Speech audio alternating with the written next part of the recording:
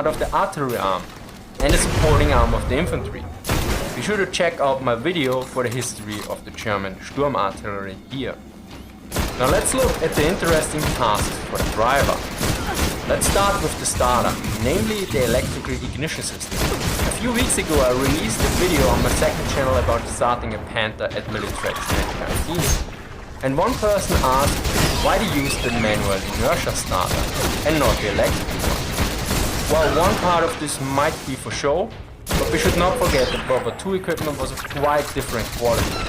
And there are also operational hazards as well. The leaflet notes the following.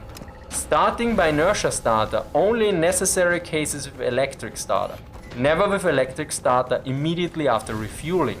Danger of explosion. The whole rear armor can blow up.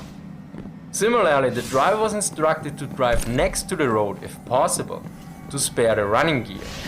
Additionally, he should not turn in depressions and keep an eye out for the whole time. General Mud also gets an indirect mention in the instructions. In spring, take special care when passing from sunny to shady spots. In Russia, this often means an unexpected change in the composition of the soil. Frost mud. Since an assault gun has no turret, the driver job comes with more responsibility, since he must position its chassis to allow the gunner to engage most targets. This is reflected especially by this point. In the case of unexpectedly appearing life-threatening targets, anti-tank guns or tanks, that are not detected in time by the commander, the driver will independently turn the assault gun in the target direction.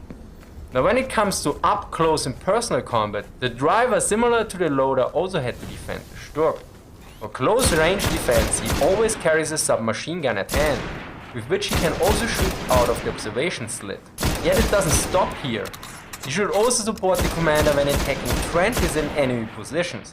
When rolling up trenches and enemy positions, he can use his submachine gun to effectively support the commander. Another key task for the driver was how he reacted to dealing when the Stug was hit. If the Stug was hit critically in a way that it was not suitable for combat anymore, aka a mission kill, but still able to move, he should deploy smoke and try to move the Stug out of harm's way. If this was not possible, the Stug should be left immediately, yet also picking up small arms and ammunition. After leaving the Stug, cover should be taken near the Stug. Then it was crucial to observe if the Stug was still fired upon. If not, and it was possible to approach the Stug, it should be repaired and the battery commander should be informed. Note that the commander had similar instructions for abandoning the Stug, yet with a different